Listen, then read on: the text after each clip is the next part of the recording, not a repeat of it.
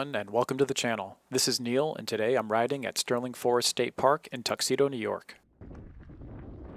I started from the parking area on Southgate Road, riding up Flowworks 17 towards the main loop. The system has about 9 miles of trail and over 500 feet of elevation change. It consists of a main loop which is bidirectional with 2 parking access points. I'm riding the trail clockwise today in search of optional lines and technical features. Whatever direction you choose to ride, there's about 1.5 miles of climbing to start. Fortunately, the trail is well built, with lots of thought going into the climbs. The Redback Trail consists of numerous switchbacks, the occasional descent, and lots of bench cutting, which give the trail a nice flow and keeps it from ever getting too steep or off camber. This made it pretty easy to get to the top and only took me about 20 minutes.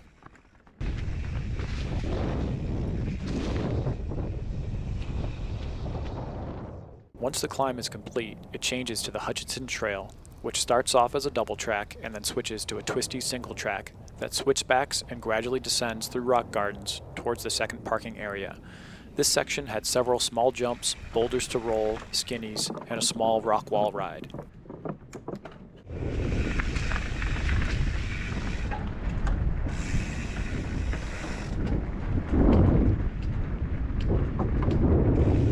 The Palisades 17 trail was my favorite part of the ride.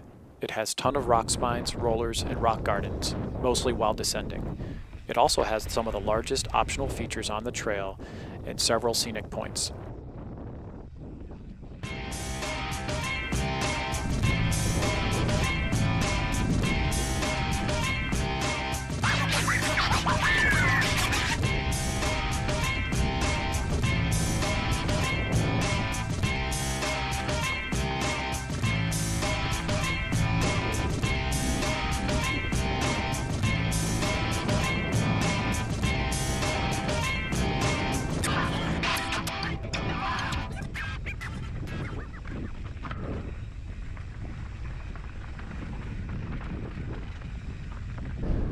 Got a nice double roller option here. Looks pretty safe. Let's try it out.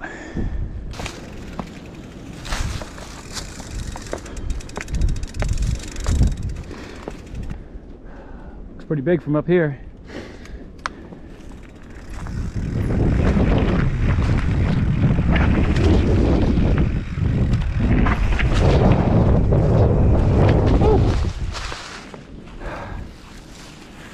Oh, pretty awesome.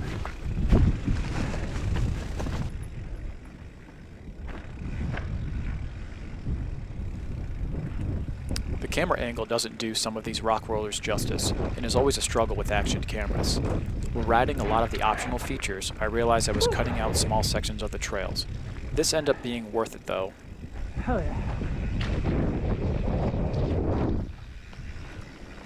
Recording conditions were not ideal for this ride, and I came pretty unprepared. It was a very windy day, light was low and setting fast, and on top of that, I forgot my chest and shoulder mount and a tripod for the camera. In the future, I definitely need a wind reduction mod, and plan on presenting some alternate camera angles.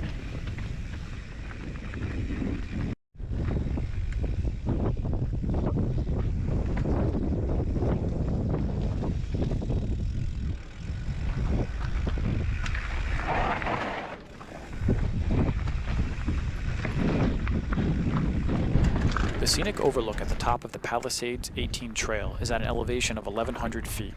This provides great views and sets you up for a 2-mile downhill descending over 550 feet on the Flowworks 17 trail.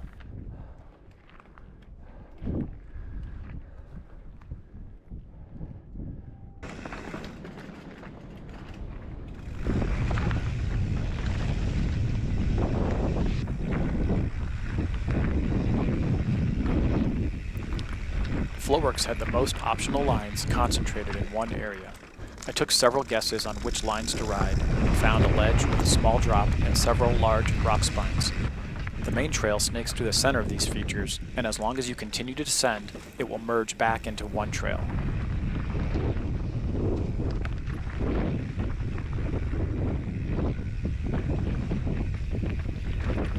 Overall, this section was fun, but not quite as thrilling as I'd hoped.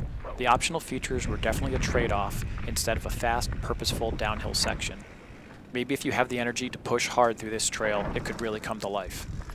After riding the full loop, I can see why most of the riders I ran into were riding counterclockwise so they could finish on that fast, flowy section that I climbed in on.